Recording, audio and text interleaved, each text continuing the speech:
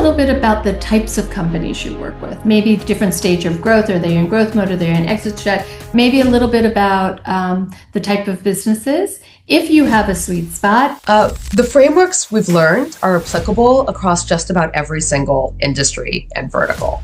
My background alone is publishing, media, video games, home entertainment, ad tech, streaming, gaming, and these frameworks apply. The reason that it is that they're really tied to how audiences make decisions. So our sweet spot, we can really pour fuel on the fire and help a company grow. If you are a business owner or a practice leader, you know that marketing is a big blanket statement. But as I get to know you and I learn more about what you do, it's really interesting how you practice and the methodology you use to help your clients. Maybe you can touch on that a bit. Sure. Marketing is a tough word, especially to people not in marketing. And it has to do with how marketing is tied to hitting a company's objectives.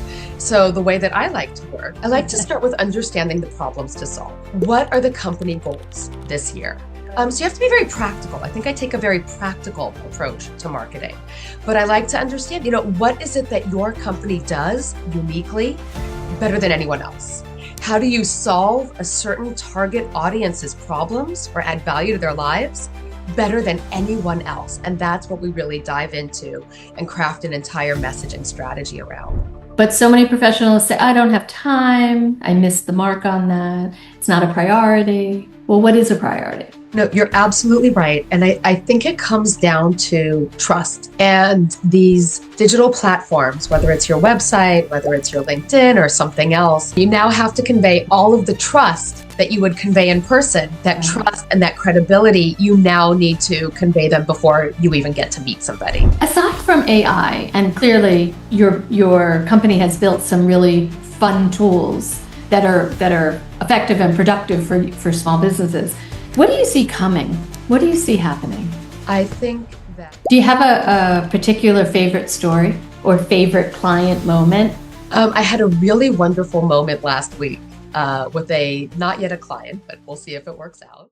Deborah, coming from an environment where you are working exclusively with one company and moving into being independent and taking your high-level expertise and moving that into your own practice has to be fascinating for you and really exciting at the same time. I'm having a great time. Wheelhouse Marketing is a little over a year old. I have a partner, so there's two of us, which is really nice. But I am loving the challenge of working on all different types of problems that have marketing solutions and helping all different types of companies grow. That makes me very happy. That's great. And what I've learned from you, I think if you are a business owner or a practice leader, you know that marketing is a big blanket statement. But as I get to know you and I learn more about what you do, it's really interesting how you practice and the methodology you use to help your clients. Maybe you can touch on that a bit. Sure. And you're absolutely right. Marketing is a tough word, especially to people not in marketing. I joke that marketers probably have 27 different words for marketing. It's like, the Eskimos having 27 words for snow, kind of thing. Right. So there's all different types of marketing. And a lot of people, a lot of companies think of when they hear the word marketing, it's actually advertising that they're thinking about, where advertising is a piece of marketing. So marketing is, literally making a market. And it has to do with how marketing is tied to hitting a company's objectives. So the way that I like to work and the way that I've worked successfully as a CMO for companies back when I worked for other people, and now I'm bringing to smaller companies in English-speaking territories, I like to start with understanding the problems to solve. What are the company goals this year? The company goals, it usually involves product launches. It might involve new markets to enter. It usually involves some sales related goals. And then a marketing plan is created to achieve those goals. I like to approach marketing as a series of small experiments, as kind of pulling on the right lever at the right time. I kind of came up in this world through emerging technologies where there was never enough time and enough budget to go around. So you have to be very practical. I think I take a very practical approach to marketing. And if you think of marketing in terms of three buckets of paid, which is ad spend, earned, which is, there's gatekeepers, maybe it's press, maybe that has to do with people sharing posts, things like that. and then owned. Owned tends to be free or at least not have additional expense. And it's the goal, right? Your owned media. It's your website, it's your email, it's your database, it's your organic social posts. It's where you control the message, the frequency, the audience largely. That's where I really like to focus. And that's why I think it's also incredibly practical because you're not just throwing money at things. So I think I like to start with a strong marketing foundation. We don't just dive right into the tactics, which is usually what people think of when they think of marketing. But I like to understand, what is it that your company does uniquely better than anyone else? How do you solve a certain target audience's problems or add value to their lives better than anyone else? And that's what we really dive into and craft an entire messaging strategy around so that every touch point, everything you're doing from a CEO speech to a social post to a Facebook ad, it's all reinforcing these same key points about what makes you special and how you add value to your clients' lives. And attached to that statement is branding. Absolutely. What the world knows you as, what they know you do. When they hear your name, it's associated with what? What value? What actionable services are you providing? Or widgets? Absolutely. Or widgets. And that notion of positioning and differentiation, that's the verbal part or the non-visual part of branding. And then when a lot of people think of branding, they very often think of the visuals, they think of the logo, they think of the naming. That's kind of the other side of the coin to branding. So the marketing word and all the things that involves over the last 30 years that I can think of, very different buckets, very different things, very different data points to collect that drive dollars. That's all also changed in recent years and maybe even in the last year or two with AI and how we approach some of the things we do. So no doubt, and you've been very kind. You offered, my daughter and I run a small business in Florida together, and you were very kind and offered kind of a review and conversation about our tech stack because it really has baffled me. There's an endless sea of opportunities and services and functions, and it really is overwhelming, even for seasoned people. So the idea that you can take somebody's business and help them know or create a tech stack within the marketing strategies is so incredibly valuable in today's marketplace. And maybe you want to talk just a little bit about the technology that's involved today. Sure. So at the heart of things, and I talked a little bit about that owned media, and your database is worth its weight in gold. And for any company, whether you're just starting out or even if you've been around for years, usually that database is underutilized. And that is a great place to start. So that is very often called your CRM, customer relationship management tool. Famous tools might be HubSpot or Hypixel, or there are all sorts of different types of platforms for it. But whatever you're doing, you want to make sure that you have a database where hopefully you can add information about your list. You can segment people based on what they're buying or what type of audience they are. You can then also send emails. That's incredibly important. Right. And as companies grow, there are some really wonderful features like automated scoring where you can actually start to quantify marketing engagement. You can, assign a value to people engaging with your social media or visiting different pages of your website or downloading content or registering for a webinar or later attending that webinar. And as those scores start to grow in an additive fashion, it's a little bit like a proxy for buyer readiness or buyer intent. Or you might see a flurry of activity that can kind of help guide you to be like, all right, we need to focus over here. So being able to kind of approach that in the categories that are right for whatever business is at hand is really important, and it can add a lot of insights. And I guess that's an important distinction is there's data, which can be really overwhelming and a lot of noise and create, analysis paralysis.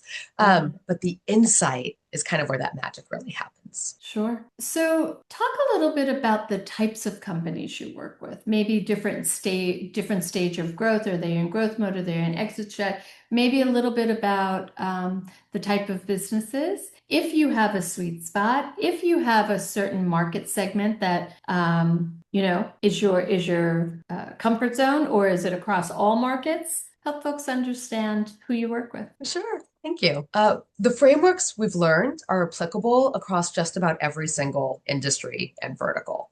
My background alone is publishing, media, video games, home entertainment, Oh, ad tech, streaming, gaming, and these frameworks apply. And I think the reason that it is that they're really tied to how audiences make decisions. So our sweet spot, we can really pour fuel on the fire and help a company grow once they've established product market fit. So it helps if there's, a there there. Maybe there is B2B and B2B2C are really our sweet spots, although the frameworks can work for B2C, especially when it comes to messaging and positioning, and just to not fall into a terrible marketing habit of acronym soup that's business to business or business to consumer, where maybe you're selling into a retail outlet of some sort and then also selling through to the consumer so you can sell more into retail. And then B2C is, straight to consumer. And, for us, to put it, if a company is in the, $1 to $3 million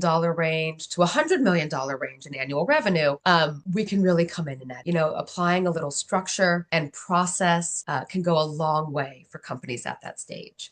So whether it's brand new, we've worked with some founders just to kind of help take that swirl that's in their head and help put it down on paper and, help them focus and prioritization is really important. So that way you can, have achievable goals and plot your progress against them. But we also work with companies that have been around for decades, and even companies that are planning their exit and want to show growth and want to maximize the value of yeah. that exit, right? Yeah. We can definitely help with.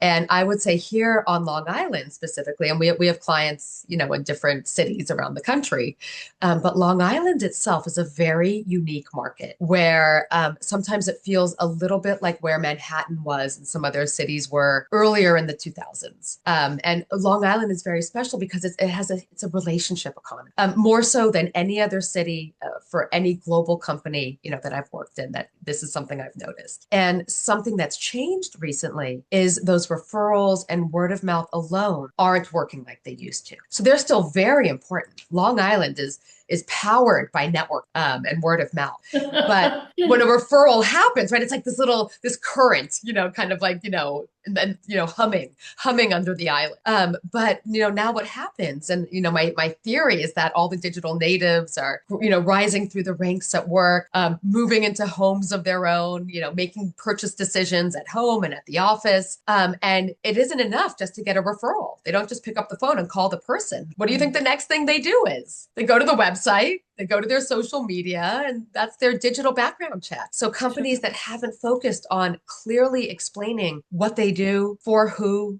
how they add value to someone's life or business or drive their business forward in that above the fold, little rectangle. You don't have a lot of room to earn that scroll farther down the page. It can hurt their business and they don't necessarily even know the sales they're losing. And, diving into tactics again, but, a number of businesses on Long Island have kind of neglected their social media, which means that for those that are utilizing it smartly, you have a bit of a first mover advantage. Like I would say that LinkedIn is severely underutilized here on Long Island.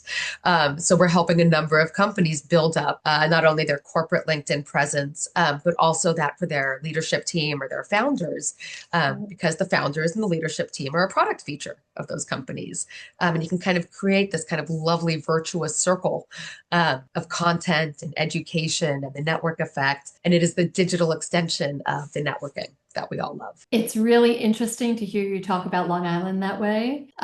Bruce and I, running ARG, we could tell you that, especially having ARG members all over the country, we can tell you that no doubt Long Island is a very unique and very special place. Manhattan and the city to some extent as well, but it's you can literally eat and drink all day, all night, and go to one free event after the next and just network your day right? And you're weak. But it doesn't necessarily mean that you have business in the room. But if you're not out networking, people don't know you're in the marketplace because the communities are tight. They're very tight, right?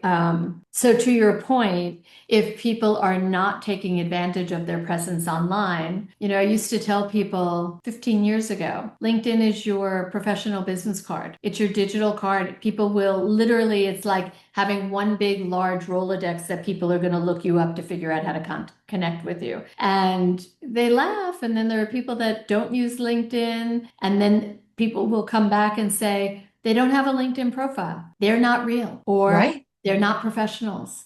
Or how is it possible they don't have a LinkedIn profile? It's less about LinkedIn and more about the best practices and current standard of review and research. And, we all are concerned about who we do business with. We Yeah. all are concerned that we want to make sure that we introduce appropriate high level people to our own clients for services that they may need. It's one of the reasons I've enjoyed getting to know you so much. I had somebody this morning comment about you and let me know they introduced you to one of their clients, and they're very excited about the client working with you because they know the client will get what they need with you. Oh, So I'm so happy. those kinds of endorsements are invaluable. And so if you don't have a digital presence that is clean and functional, that is current in today's environment, and when people review it, it feels like you are present in this moment in time, which means an updated current picture, making sure that it's not a 30-year-old image, right? And they meet you in the marketplace, or they come to your office or you go to their office. They know who they're meeting. There is some very basic things that sound simple, but so many professionals say, I don't have time. I missed the mark on that. It's not a priority. Well, what is a priority? No, you're absolutely right. And I think it comes down to trust. And these digital platforms, whether it's your website, whether it's your LinkedIn or something else, you now have to convey, excuse me, you now have to convey all of the trust that you would convey in person. That Right. trust and that credibility, you now need to convey them before you even get to meet somebody. So it's a lot. I mean, and I will admit, and this sounds terrible because I'm out there beating the drum, begging, Long Island companies to please, like, you'll get a first mover advantage. It's free. Use your LinkedIn. But it's like a second job. It's hard to make time for, but you need to. And like anything else, it's like building a muscle memory. And, Sure. Something else that I've really enjoyed doing as an entrepreneur, as a small company. So I don't know, I think I might have mentioned this, but my very first internship in college was at a video game company. And it changed my life. I went back to college. I declared a computer science major, and it took me 2 years to learn I didn't like to code. You miss a semicolon on line 203, and your That's code great. doesn't work. And I That's just great. decided this isn't getting any better. I Right. don't like this.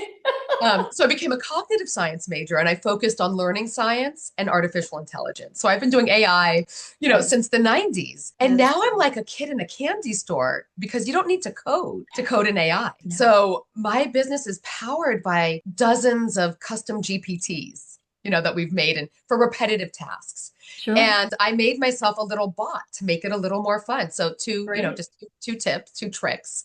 One, if you have the best $20 a month I've ever spent, you do need to be on the $20 a month plan. Um, Four. oh, this is ChatGPT Gotcha. specifically. But I'm a Claude fan. I am getting more involved in Claude. Claude is doing some interesting things, and I do need to play more with Claude design. I got as far as having to set up and onboard like all of my company branding, and I was like, oh, I don't have time right now. But it is I'll, on the to-do list. but I will tell you the thing about Claude. I've always been a bigger fan of Claude than ChatGPT because it wrote faster in my voice and it picked me, my cadence much faster than ChatGPT did. But Claude Coworker, life-changing. Because you can connect all of Life-changing. your platforms to it, right? Yes. No, that it is literally a virtual assistant. You give it something, it will create the folders, the subfolders, it will organize everything, it will take all of it and organize it, it will spit out to-dos, it will spit out what you should be. It is it's the one thing that has been a game changer for me Oh, amazing. across the board. So you talk And about the things that really work, right? I think that one of the reasons I was able to stick with ChatGPT for so long Right? is I was able to codify my tone of voice, my brand, my target audience, their needs at different stages of the purchase funnel. I was able to put all of this into the knowledge center of my GPTs, which made it sound like me that much faster. Sure. Do's and don'ts and things like that. One of the things that I do a few times a week is I trained a little, GPT to pull, right? I believe in having, what are the three things you want to be known for, right? Companies have it. I try to have it for my own posting. And Mhm. my GPT will pull five recent articles in each of my three subject areas, output it like a table with the article, the link, a summary, a key takeaway, and then prompt me to pick one. And do I want a newsletter post, a blog post, or a LinkedIn post? And then I let it know and it writes it for me. And usually it's 95% great at this point. Sometimes I Amazing. have to go back and remind it, please, no Sure. haikus, my tone of voice. We don't do this, no emojis, you know better. Right. But within minutes, I can get something that I would just stare at a blank screen and it would take me an hour. And that's the beauty of it. We started selling them. We started selling them for the very small businesses to help kind of, make marketing equitable and let them, experience the joy of this efficiency. Yeah, that's amazing. The idea that, and this is what small businesses really need. They need folks like you who understand the technology, who understand how it all works and how it all intertwines within their business without having to take on learning and educating and trying to figure it out, right? It goes back to your gracious offer to hear about what we do and, the tech stack we think we need, but it gets me to market and to my goals that much faster to hire you and to turn around and say, Devra, this is what I need to do, and I'd like to be able to do this in the next 6 weeks. How do I get there? It doesn't mean I don't understand what I need. It just means I don't understand how to build or do what Right. I need. And so when you hold the keys and have this high level expertise in marketing and not just data driven marketing and not just the sales aspect of marketing or the channel development, all of those things. I mean, there's endless, right, parts of marketing. You're so well versed in all of that. So for a small business, when they have a conversation, they will learn just from the initial conversation about what's possible. So, do you have a particular favorite story or favorite client moment? I had a really wonderful moment last week with a not yet a client, but we'll see if it works out. Where do People. you know the movie When Harry Met Sally? Have you seen Sure, that? So there's sure. this scene where Harry and Sally, right, Billy Crystal and Meg Ryan, they bring their two best friends and they try to set them up with each other. Yes. And they don't like each other. The two best friends end up getting married, frankly, like spoiler alert. But there's this moment where Carrie Fisher says something, and Harry's best friend, who's a writer, is like, "Oh my God, I wrote that." Um, I just no one's ever quoted me to me before. That's And great. I was giving an example of a time when we had a marketing team of three. It was a small group, and we implemented a content strategy. And while that, and maybe it sounds daunting. For us, it's fun. For us, it's like the pieces of the puzzle coming together. But, kind of coming up with an email sequence, an email cadence, what types of things need to go into the newsletter? What do we want people to know about the company and take away, and then reverse engineer that into white papers, reports, battle cards, articles, whatever it might be. And then we, systematically grew this over time, tracking, open rate and then click through rate and all of these different things. And when I mentioned the company that I had done that for, the person on the other end said, I was at a competitor at that time. And you guys came out of nowhere, and suddenly you're getting all this publicity, all of this attention, and I couldn't have said it better myself. I was so proud at that moment that that someone else realized how it broke through. That's a So that was great a great moment. story. That's a great story.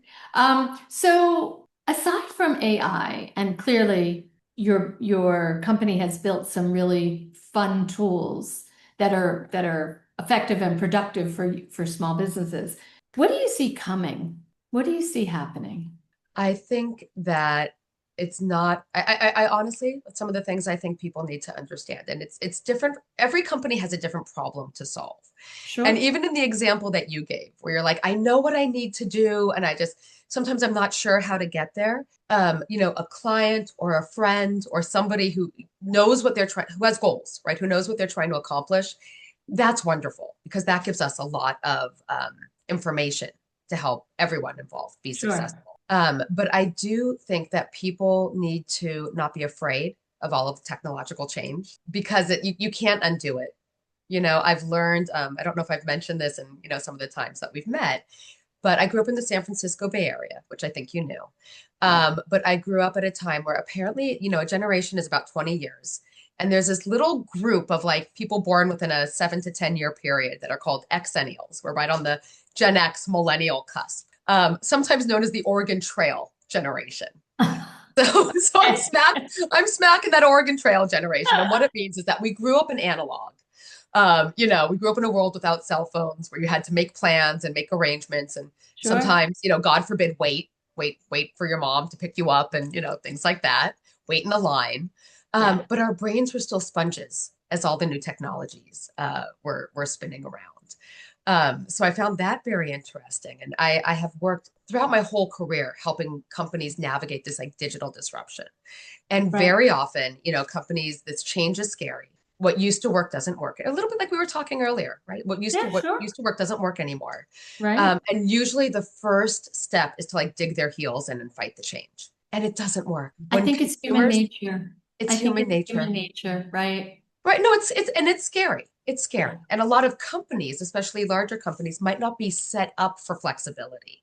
Yeah. So these like rigid teams, maybe they feel a little territorial and scared for their little corner of the world. But I would encourage companies big and small to adopt these changes and see how to work with them and how they become opportunities. So for example, marketers, will argue amongst ourselves about the pros and cons of AI. And, the writers and the designers and maybe some of the purists in the room are really, really fighting it. But you can't, you have to, right? We talked about how to make it work in our voices and how to help it scale us. Um, and that makes us 100%. more efficient and it's not going anywhere. So, I think we need to be on top of that. But I think even in terms of companies, some companies have a discoverability problem, right? Like some people, if you have a problem, if you're a personal injury lawyer, like no one needs you till they need you. And then it's Yeah. probably more about discoverability than like, advertising, right? Always, you're not pushing messages out. Like you want to pull Right. people to you when they need you.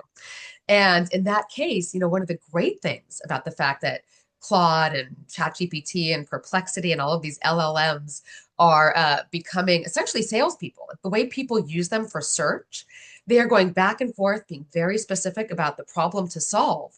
And if you Yep. are able to come up in a recommendation, there will be fewer of those opportunities, but they're much higher value.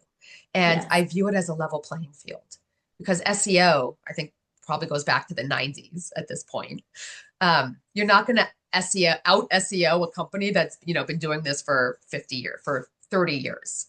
But AEO, GEO, answer engine optimization, which is Google's AI mode, generative engine optimization, which are the LLMs, those are new to everybody.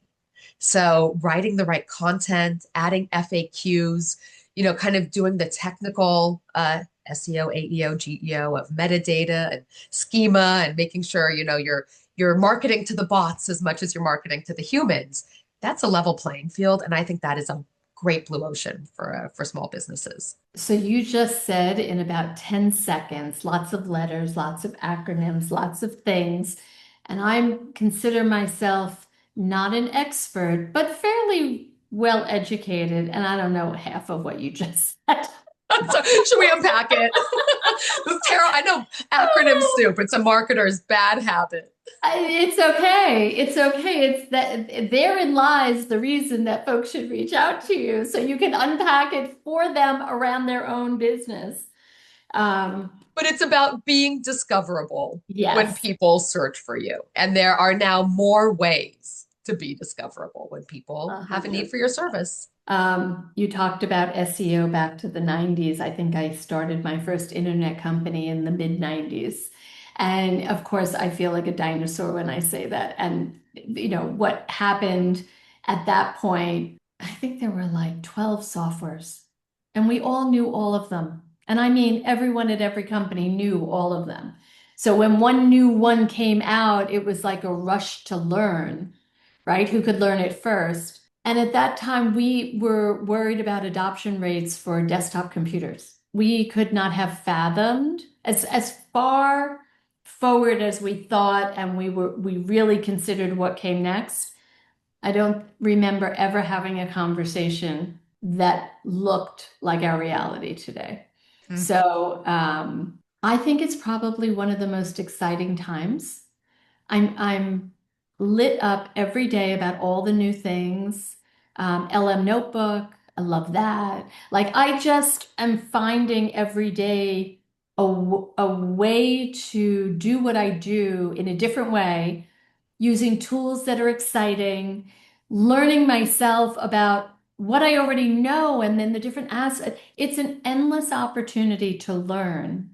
And being a forever learner, it really, for those out there that are forever learners that are constantly engaging, I'm absolutely a first adopter of things. I love to play with the new toys, and it is a fascinating experience. And because of all those tools, when you say discoverability, that goes for anything. So, like you said earlier, there is no market segment that is uh, omitted from this discoverability pathway knowledge base, how that works. Because even in professional services like an attorney or a law firm in New York, they can't market, they can't advertise themselves, but they can be thought leaders and be Yes. discoverable in a way that is not sales or market. It's just discoverable as the professional, as the thought leader. So, just a shout out to folks who think that,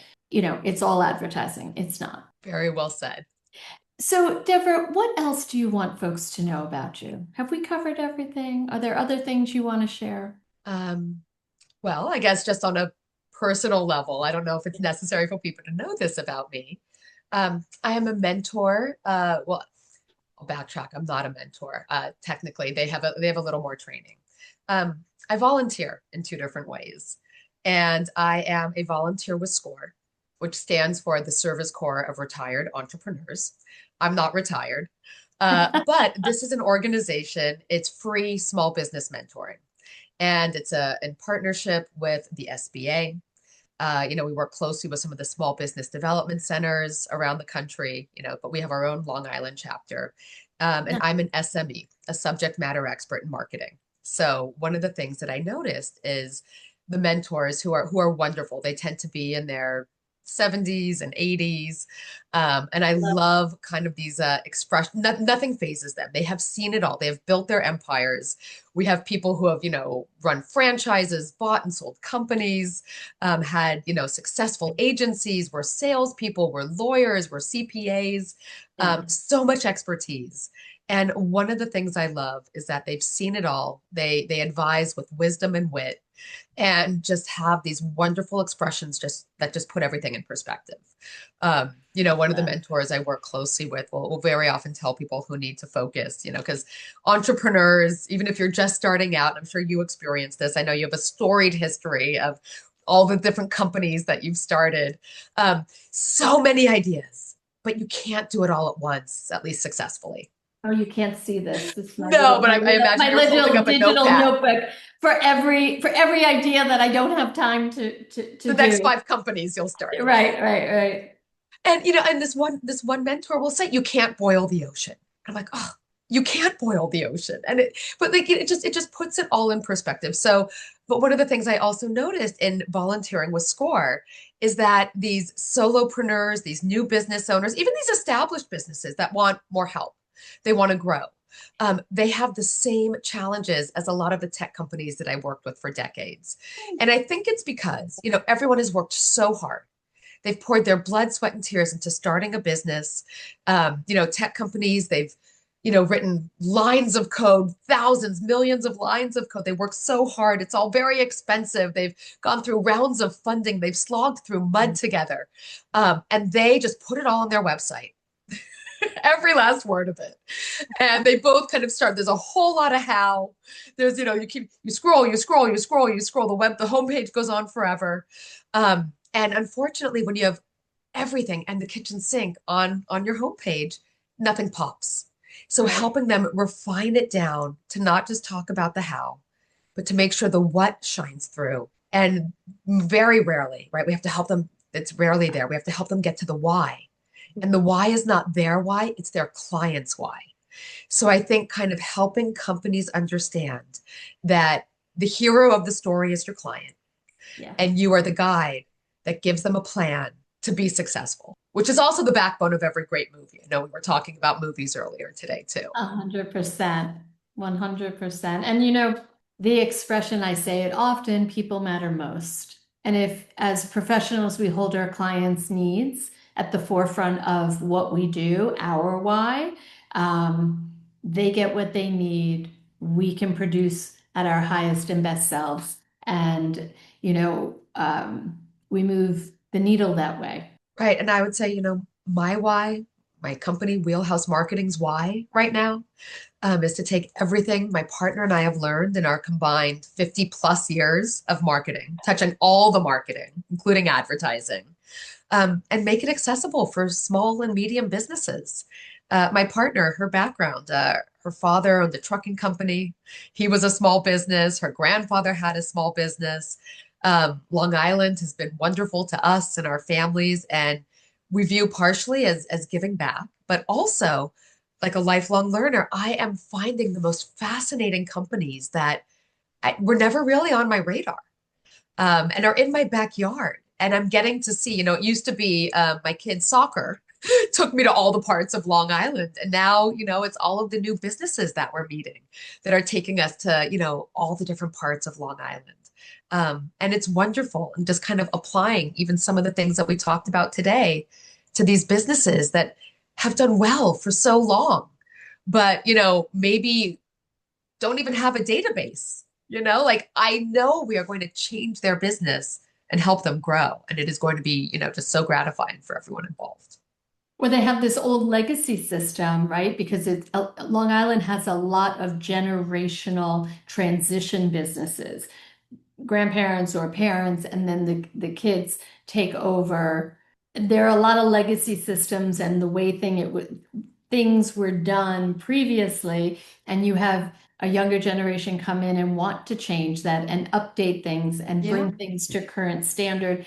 And there's a little bit of this generational pull and push, but Long Island particularly, and maybe other parts of the country too. Long Island particularly has quite a bit of family dynamic attached to a lot of our small businesses. that's a Um, great point. You're right. Multi-generational. Absolutely. Well, Deborah, this was great. Thank you so much for joining us and sharing about you, about Wheelhouse Marketing. I'm excited for folks to hear this and to reach out to see what's possible for them. Lisa, thank you so much for the opportunity. I had a great time.